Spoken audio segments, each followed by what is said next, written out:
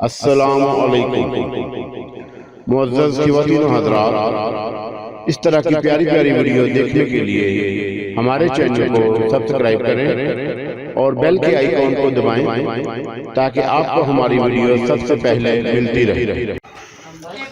السلام علیکم دوستو، آج سے نئی کہانی کا آغاز ہو رہا ہے۔ اوتار بائی ایم الیاس۔ میں نے جس شخص کا پرس اڑایا تھا اس کا نام گوپال تھا۔ وہ ایک رشوت خور افسر تھا۔ وہ جس محکمے میں تھا اس میں یہ کالی بھیڑ تھا۔ اس کے محکمے کے جو لوگ جس کام سے آتے تھے وہ بڑے پریشان حال اور مجبور قسم کے ہوتے تھے۔ اگر ان سے رشوت لیے بغیر ان کا کام کر دیا جائے تو ان پر کسی قسم کا کوئی بوجھ نہ پڑے اور پھر وہ کوئی غلط کام کرانے نہیں آتے تھے۔ لیکن ہمارے ملک میں ایسے محکمے جن سے لوگوں کا واسطہ پڑتا تھا، جب وہ اپنے کسی بھی جائز کام کے لیے جاتے تھے تو انہیں متعلقہ افراد کی مٹھی گرم کرنا پڑتی تھی۔ وہ مجبور تھے۔ پھر انہیں بار بار چکر لگوا کر تنگ اور پریشان کیا جاتا تھا، لہٰذا وہ مٹھی گرم کرنے پر مجبور ہو جاتے تھے۔ ان کا کوئی پرسان حال نہیں ہوتا تھا، ان کی کوئی سنوائی نہیں ہوتی تھی۔ بڑے افسران اول تو ملتے نہیں تھے، ملتے تھے تو الٹا ان کی ڈانٹ سننا پڑتی تھی۔ متعلقہ شخص پر پھر اس کے شکایت کرنے کے جرم میں رشوت کی رقم دگنی کر دیتا تھا۔ دراصل سے نیچے سے اوپر تک آوے کا آوا ہی بگڑا ہوا تھا۔ کسی ناجائز کام کو جائز کروانا ہو تو مٹھی گرم کر دیں۔ گوپال نے جس شخص سے 25,000 روپے رشوت لی تھی ان کا نام شنکر دیال تھا اور ان کا ایک 80 گز کا مکان تھا جو انہوں نے اس محکمے سے قرض لے کر بنایا تھا۔ اس کی تمام اقساط ادا کر دی تھی اور اس کے باوجود وہ گھر کے کاغذات نہیں دے رہا تھا۔ 25,000 روپے رشوت مانگی تھی۔ اصولی طور پر 25 روپے دینے کا سوال پیدا نہیں ہوتا تھا، ان پر کوئی بقایا جات نہیں تھے۔ شنکر دیال نے ایک سے قرض لے کر اسے دیے اور فائل لے کر گھر چلے گئے۔ انہوں نے جس سے قرض لیا تھا اس سے کہا تھا کہ وہ اپنا مکان بیچ کر قرض ادا کر دیں گے۔ اس رشوت خور کی جیب میں جو بٹوا تھا اس میں شنکر دیال کی رقم 25,000 5,000 کی نوٹوں کی شکل میں تھے اور اس کے علاوہ 15,700 کی رقم اور تھی اور $10,000۔ گوپال گولڈن اسٹریٹ میں اس لیے آیا تھا کہ ایک نیکلس خریدے جس کی مالیت 10,000 روپے تھی۔ یہ نیکلس کل ہی اس کی محبوبہ نے پسند کیا تھا۔ اس کی محبوبہ ایک ماڈل گرل اور ٹی وی کی اداکارہ بھی تھی۔ اس نے ایک فلیٹ میں اسے رکھا ہوا تھا۔ وہ اپنی راتیں اس کے ساتھ کالی کرتا تھا۔ آج بھی اس کا ارادہ رات بھر جشن منانے اور شراب نوشی کا تھا۔ اس نے بہت ہی اونچا ہاتھ مارا تھا۔ ایک تو اس نے شنکر دیال سے 25,000، ایک اور سرمایہ دار سے اس کا کام کروانے کے لیے $10,000 لیے تھے۔ وہ سرمایہ دار بھی حرام دولت کماتا تھا۔ گوپال کی بہانہ بلائی آمدنی 30 سے 40,000 روپے تھی۔ میں گوپال کے تعاقب میں روانہ ہو گیا تاکہ اس کی خریداری کا منظر دیکھوں۔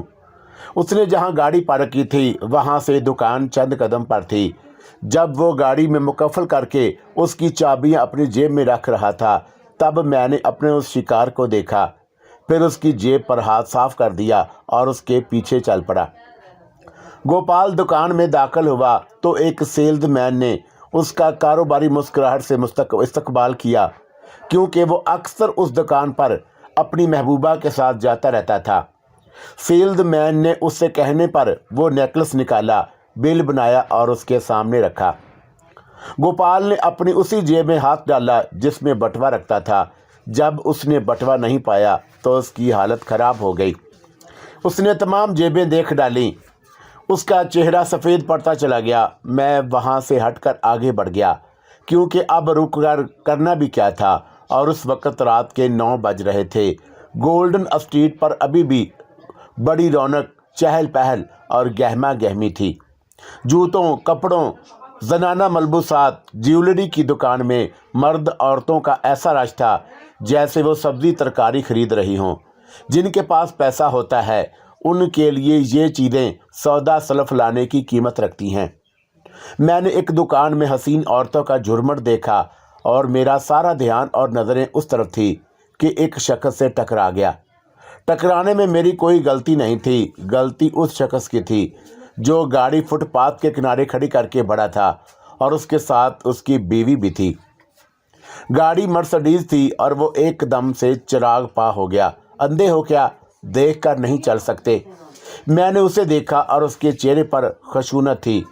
वो मुझे इस तरह देख रहा था कि जैसे मैं कोई हकीर सी शय हूँ। एक लम्हे में मुझे बहुत गुस्सा आया लेकिन ज़ब्त कर गया। ये डॉक्टर सर्जन मुकेश था और उस शहर के मुमताज़ डॉक्टरों में उसका शुमार होता था। उसका बड़ा नाम था। ये डॉक्टर कम कसाब ज़्यादा था। इस शहर में जितने मर्द डॉक्टर और लेडी डॉक्टर थी वो सब कसाब थे और उन लोगों ने मुकद्दस पेशे को बदनाम किया हुआ था। उसकी पेशानी पर क्लिनिक का टीका था और उनके क्लिनिक मज़बा खाने थे। अच्छे, नेक और इंसान दोस्त और उस पेशे का तकद्दस वाले डॉक्टर आटे में नमक के बराबर थे। ये लुटेरे थे और उन्हें हुकूमत ने, वजारत सेहत ने खुली छूट दे रखी थी, लूटने का लाइसेंस दे रखा था। ये लुटेरों से भी कहीं जालिम, शफाक और बेरहम थे और उनके दिल के किसी कोने में मरीजों के लिए हमदर्दी की रमक तक न थी। डॉक्टर मुकेश माहिर कल्ब और सर्जन था। मशवरे की फ़ीस 700,000 रुपये तक लेता था, चाहे वो मशवरा 2 मिनट का हो। वो फ़ीस के मामले में किसी से रियायत नहीं करता था। ऑपरेशन के 2 लाख रुपए और उसके पास क्या कुछ नहीं था। वो अपने क्लिनिक से उठ कर आया था और उसके पर्स में आज के मशवरे की फ़ीस की आमदनी 12,000 रुपये थी और उसके अलावा 30,000 की रकम और भी थी। और यूं भी वो बड़ा बखील था, रुपये पर जान देता था। वो अपनी बीवी के साथ खरीदारी और डिनर लेने आया था।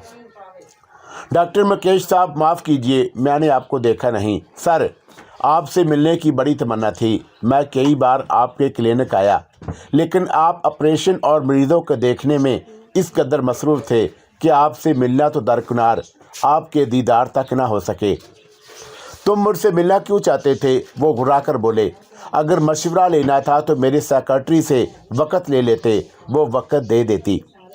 इसलिए कि आपने मेरे चचा का बाईपास ऑपरेशन जो किया था और उसकी मुबारकबाद देना चाहता था उस कामयाब तरीन ऑपरेशन पर। तुम्हारे चचा? वो उलझ कर बोले। मैंने अब तक सैकड़ों ऑपरेशन किए हैं। उनका नाम क्या है? मैंने तुम्हें पहचाना नहीं। ठाकर करवाल, मैंने जवाब दिया। और गुज़श्ता माह की 10 तारीख को आपने उनका ऑपरेशन हस्पताल में करने की बजाय अपने क्लिनिक में किया था और उनसे 3 लाख ऑपरेशन फ़ीस ली थी। उन्होंने VIP रूम लिया हुआ था, 10 दिन ठहरे थे, 10 लाख का बिल बना था। अच्छा, तो तुम उनके भतीजे हो, याद आ गया। और फिर उन्होंने गर्म जोशी से मुसाफा किया तो मैंने उनसे बगलगीर होकर मुबारकबाद दी। मेरी उनसे कल ही मुलाकात हुई थी। मैंने उन्हें 10 दिन बाद बुलाया है। अच्छा, अब इजाज़त दो, फिर तुमसे मुलाकात होगी। वो अपनी बीवी को लेकर मलबूसात की एक दुकान में दाखिल हुआ। मैं हजूम में गुम हो गया। फिर मैंने सोचा कि अब मुझे शंकर दयाल के यहाँ जाना चाहिए। मुझे उस वक़्त बड़े ज़ोर की भूख लग रही थी। मैंने सोचा कि पहले शंकर दयाल से तो मिल लूँ, खाना तो फिर होता रहेगा। मैंने एक रिक्शा लिया, शंकर दयाल साहब का पता बताया। शंकर दयाल न्यू टाउन में रहते थे। शंकर दयाल के यहाँ जाते हुए मैं उस कमीना खसलत डॉक्टर के बारे में सोच रहा था। उसने ठाकर करवाल को दोनों हाथों से लूटा था। आज मैंने उसे लूट लिया था। ठाकर करवाल ने ना तो मेरे चचा थे और ना ही रिश्तेदार, ना वो मुझे जानते थे और ना मैं उन्हें। डॉक्टर के तफ़ैल उन्हें जान लिया था। मैंने सोचा और मेरे होंठों पर एक मैनी खेत तबस्सुम उभर आया। जिस वक्त वो बिल अदा करने के लिए अपना पर्स निकालने के लिए जेब में हाथ डालेगा तो उस पर कोई बिजली सी आ गिरेगी। उस शख्स के लिए 40-50 हज़ार रुपये की कोई हैसियत नहीं। उसका कुल असासा 50-60 करोड़ से ज़्यादा था और उसकी यौमिया आमदनी 3 लाख से 7 लाख थी। 7 रुपए पर उसकी जान जाती थी। दूसरे दिन अखबार में खबर छपी थी कि कल रात डॉक्टर मुकेश पर दिल का दौरा पड़ा और उन्हें न्यू अस्पताल के आईसीयू में दाखिल कर दिया गया है। उनकी हालत खतरे से बाहर नहीं है। डॉक्टर का पैनल उनकी जान बचाने की कोशिश कर रहा है। ये खबर पढ़कर मैं मुस्कुराए बगैर न रह सका। मैंने शंकर दयाल के घर के दरवाजे पर दस्तक दी। चंद लम्हों के बाद दरवाज़ा खुला। दरवाजे पर शंकर दयाल थे। मैंने उन्हें नमस्ते कहा। उन्होंने नमस्ते का जवाब देकर मुझे ऊपर से नीचे तक देखा। फिर हैरत उनके चेहरे पर नमूदार हुई और वो नरम लहजे में बोले, फरमाइए, मैंने आपको पहचाना नहीं। आपको किससे मिलना है? आप कौन हैं? आप ही से मिलने आया हूँ, मैंने जवाब दिया। मैंने आपको पहचान लिया। आपका नाम शंकर दयाल है ना? आप मुझसे किस सिलसिले में मिलना चाहते हैं? उनका चेहरा सवालिया निशान बन गया। क्या आपको मेरे किसी दोस्त ने भेजा है? मैं क्यों आया हूँ, किस लिए आया हूँ, ये मैं अंदर आकर बताऊँगा। मैंने कहा, मैं आपका ज़्यादा वक्त नहीं लूँगा। मैं जिस काम से भी आया हूँ, आपके काम से, आपके फ़ायदे ही के लिए। आप परेशान ना हों, मुझसे मत घबराएं। जिस वक्त शंकर दयाल ने दरवाज़ा खोला था और उनका चेहरा हसरत यास की तस्वीर बना हुआ था और उनकी आंखों से गहरी उदासी झांक रही थी। उनका दुख मैं जानता था, समझता था। एक नेक और शरीफ आदमी के 25,000 रुपये की रकम का कर्ज लेना ऐसा ही था जैसे वो 25 लाख रुपए हों। एक मुलाजिम शख्स जिसकी तनख्वाह 6,000 रुपये हो, 5 अफराद का कुंबा हो और वो इतनी बड़ी रकम कैसे अदा करेगा? मेरे फ़ायदे के लिए। अच्छा, उन्होंने लम्हे भर के लिए सोचा। आप थोड़ी देर जहमत करें, मैं बिठाने का बंदोबस्त करता हूँ। शंकर दयाल अंदर चले गए। मैंने दूसरे दिन डॉक्टर मुकेश की खबर पढ़कर सोचा था कि 40-50 हज़ार रुपये की रकम ने उसे आईसीयू में पहुँचा दिया। जब न्यू अस्पताल वाले 3-4 लाख रुपए का बिल पेश करेंगे तो वह शायद ऊपर ही चला जाए। थोड़ी देर बाद शंकर दयाल ने आकर दरवाज़ा खोला और मुझे अंदर ले गए। निशस्त गाह में बिठाया। उनकी बीवी, 2 नौजवान लड़कियां और छोटे लड़के थे। वो दूसरे कमरे के दरवाजे के बाहर खड़े थे। एक हैरत और तजस्सुस सा था कि मैं क्यों और किस लिए आया हूँ। मेरी ज़ात से उन्हें क्या फ़ायदा पहुँच सकता है। वो इस वक्त खाने के लिए बैठ चुके थे कि मैंने दरवाजे पर दस्तक दी। मैंने रास्ते ही में गोपाल और डॉक्टर मुकेश के बटुओं में से रकम निकाल कर रख लिए थे, बल्कि तमाम चीज़ें भी। उसमें उनके क्रेडिट कार्ड, शनाख्ती कार्ड और कुछ ज़रूरी कागजात भी थे। मैंने गोपाल और डॉक्टर की रकम अलग अलग जेब में रख ली। मैं गोपाल की रकम में से 5-5 हज़ार के वो नोट जो उन्होंने गोपाल को दिए थे निकाल कर उनकी तरफ बढ़ाए। ये क्या है? शंकर दयाल ने चौंक कर पहले हैरत से नोटों को देखा और फिर मेरे चेहरे पर अपनी निगाहें मुर्तकिज़ कर दीं और रकम नहीं ली। ये वो 25,000 रुपये की रकम है जो गोपाल ने आपसे घर के कागजात की इवज़ वसूल की थी। मैंने कहा, ये आपकी अमानत है। वो उछल पड़े और उन्होंने रकम को बेयकीनी से देखा। उन्हें यकीन नहीं आया। क्या उसने ये रकम वापस कर दी? क्या आपको यकीन नहीं आया? मैंने कहा और उन्होंने इस बात में सर हिलाया। तो मैंने पूछा, आपको यकीन क्यों नहीं आ रहा?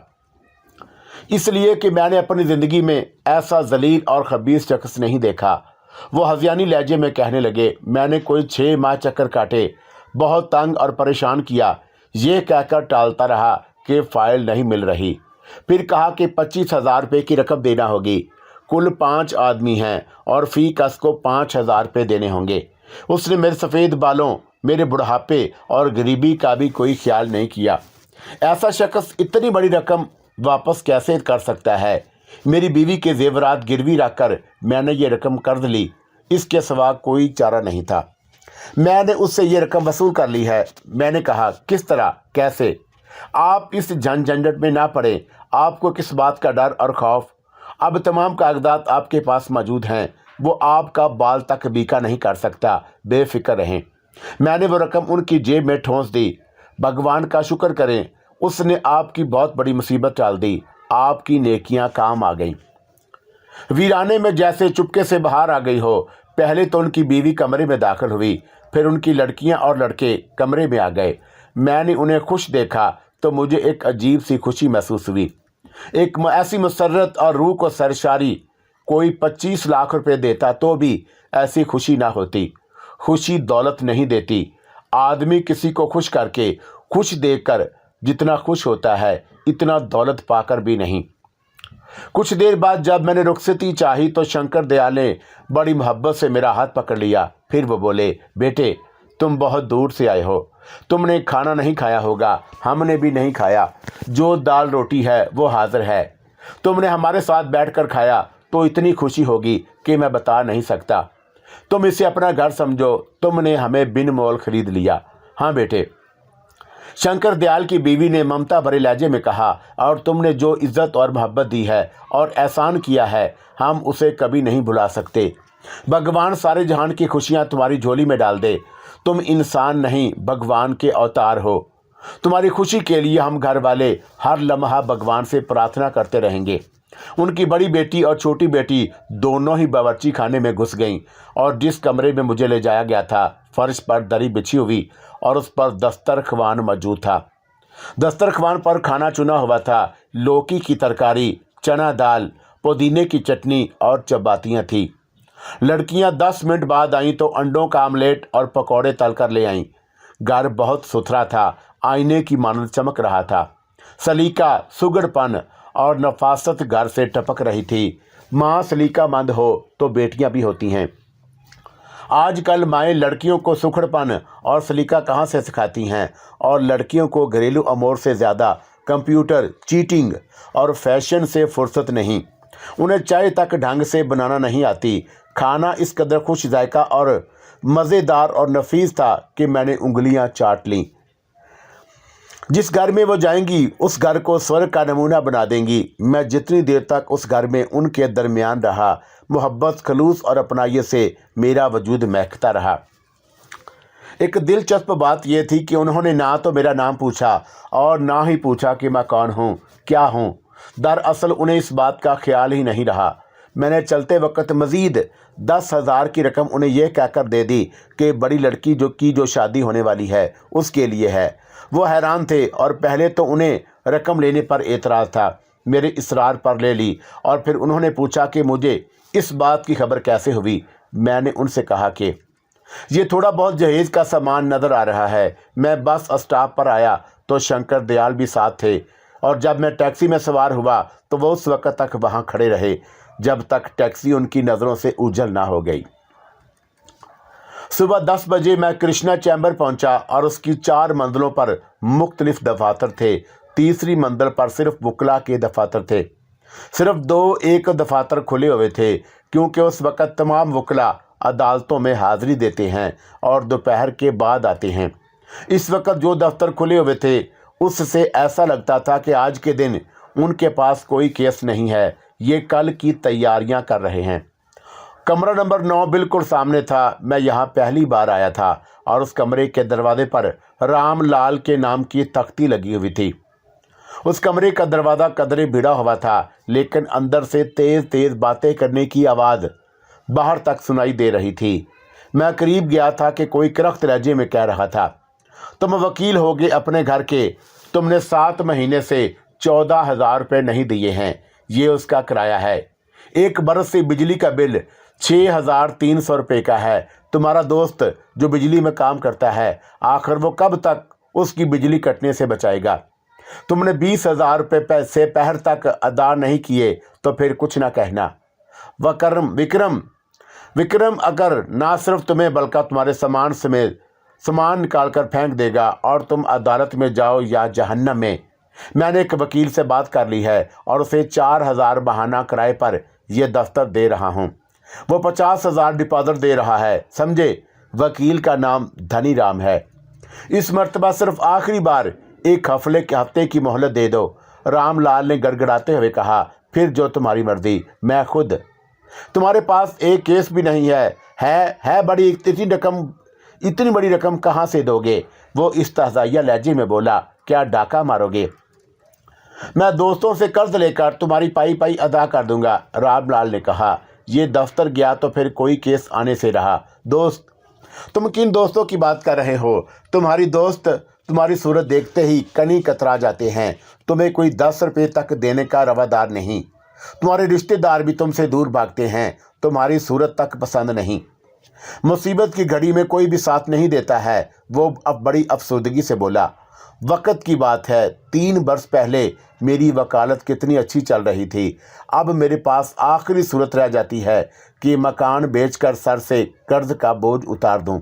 मकान? दफ्तर के मालिक ने कहा, कहो तो मैं उसका सौदा भी अभी कर लूं, उसके 4 लाख दे दूं आज ही, ये मकान कौड़ियों के मोल बेच दूं। रामलाल ने कहा, और उस वक़्त ऐसे मकान के 7 लाख रुपए हैं, और 3 दिन पहले एक मकान का जो कॉर्नर का था वो 8 लाख रुपए में फ़रोख्त हुआ है, और तुम 8 लाख रुपए दो तो सौदा अभी और इसी वक्त करने को तैयार हूँ। मुझे नहीं मालूम था कि तुम अंदर से इस कदर काइयाँ और कमीना खसलत हो। मालिक दफ्तर भड़क कर बोला, मैं सपहर के वक़्त पुलिस और गुंडों को लेकर आ रहा हूँ। बच्चों, मैं देखता हूँ कि तुम्हें कौन बचाता है। मैं जा रहा हूँ, अब तुमसे कोई बात ना होगी। मैं उसी वक्त दरवाज़ा खोलकर कमरे में दाखिल हो गया। दफ्तर का मालिक जो निकल रहा था उसे मैंने रोक लिया। रामलाल मुझे देखते ही बोला, यार तुम इस वक्त 1 वर्ष बाद शक्ल दिखा रहे हो। आओ आओ बैठो, ये मेरे दफ्तर के मालिक हैं। आप ना सिर्फ तमाम किराया ले लें बल्कि 2 वर्ष का पेशगी भी अभी और इसी वक्त रसीद दें और रकम लें। मैंने कहा। दफ्तर के मालिक ने हैरत और खुशी से मेरी तरफ देखा, और उसे क्या रामलाल को भी जैसे यकीन नहीं आया। वो ख्वाब किसी हालत में मुझे देख रहा था। मैंने जेब से रकम निकाली और रसीद के मुताबिक अदा कर दी। बिजली का भी हिसाब कर लिया। अब मेरे दोस्त पर बकाया जात नहीं रहे थे, और उसी वक्त होटल का मुलाजम आया तो रामलाल ने उससे कहा, राजा यार जल्दी से अंडा पराठा मेरे और मेरे दोस्त के लिए अभी ले आओ। मैंने नाश्ता नहीं किया है, बड़े ज़ोर की भूख लगी है। 2 पराठे और 2 हाफ फ्राई लेकर आना। अरे राम बाबू, क्या मेरा बाप का होटल है जो तुम 3 महीने से नाश्ता और दोपहर का खाना और चाय उड़ा रहे हो? राजा ने जेब से एक पर्चा निकालकर उसकी तरफ बढ़ाया। ये 1330 रुपये का उधार है। मालिक ने कहा है कि अभी रकम वसूल करके लाओ। मैंने राजा से पर्चा लेकर जेब में रख लिया और 500 के 3 नोट निकालकर उसे दिए। ये लो, अब हमारा हिसाब साफ।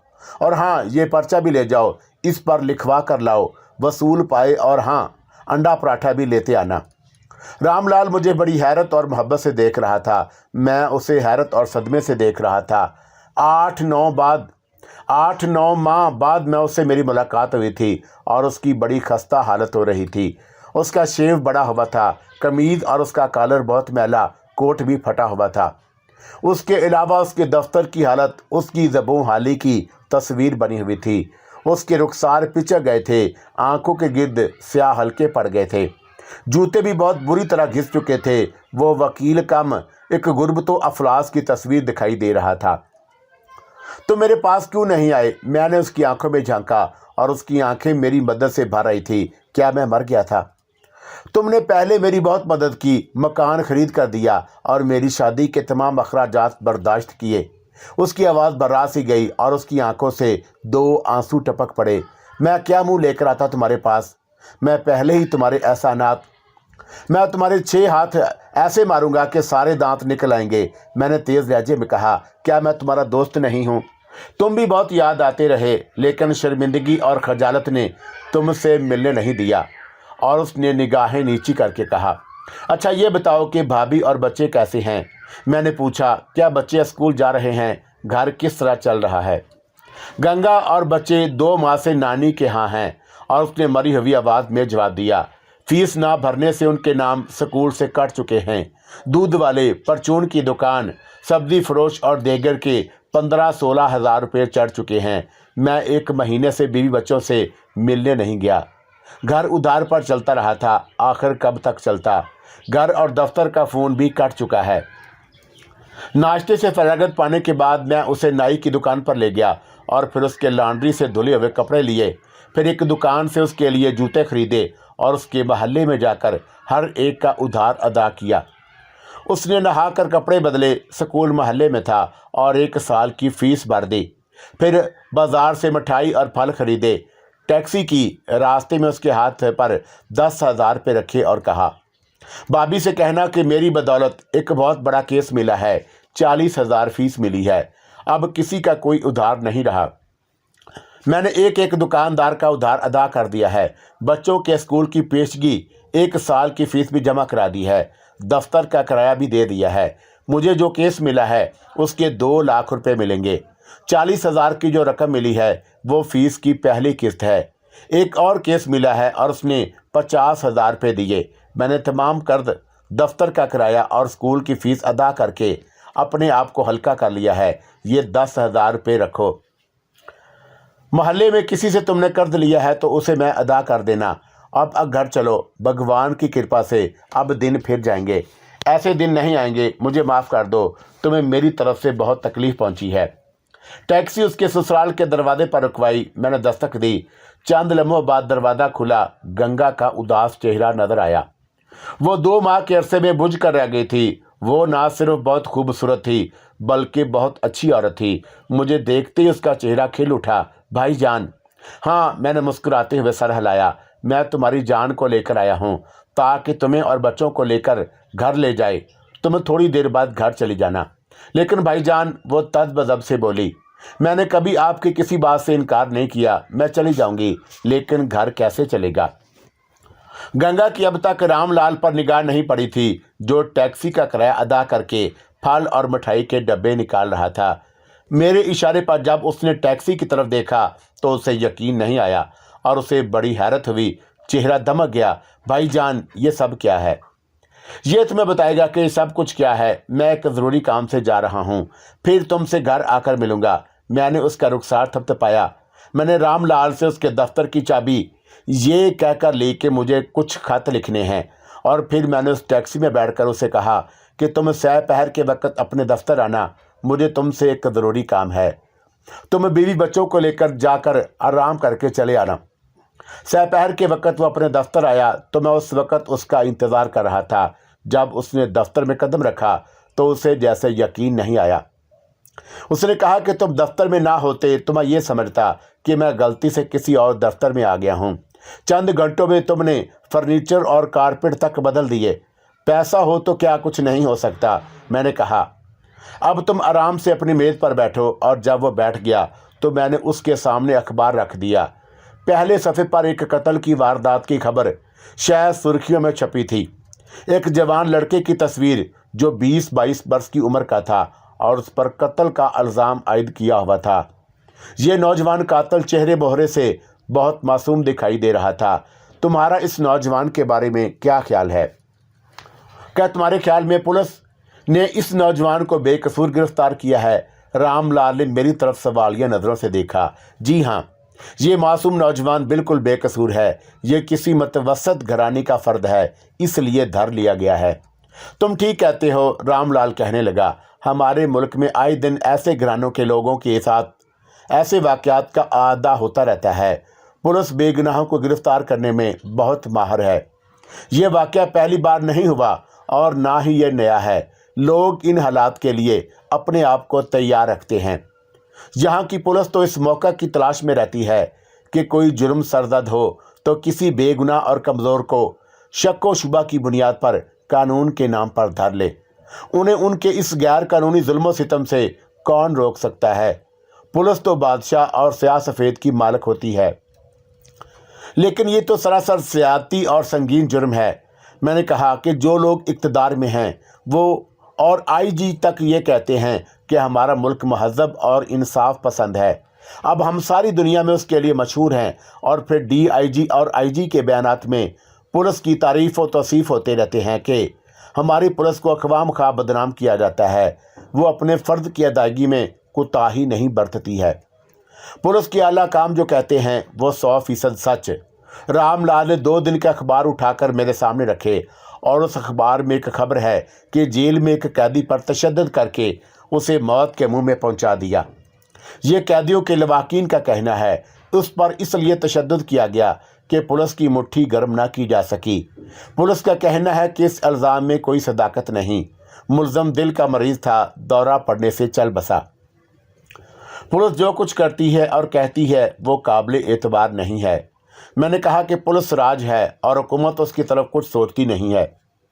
आज तक किसी हुकूमत ने आवाम और उनके मसाइल के बारे में नहीं सोचा। वो पुलिस के निज़ाम के बारे में क्या सोचेगी? रामलाल ने कहा, हम सब इस निज़ाम के आगे बेबस हैं। गरीबों का तो कोई पुरसान हाल ही नहीं है, उन्हें हकीर और ज़लील समझा जाता है। दौलतमंदों के लिए अलग कानून है। जब कोई गरीब किसी कानून के हत्थे चढ़ जाता है तो फिर पुलिस उसके साथ ऐसा सलूक करती है कि जैसे वो कोई हकीर शय हो।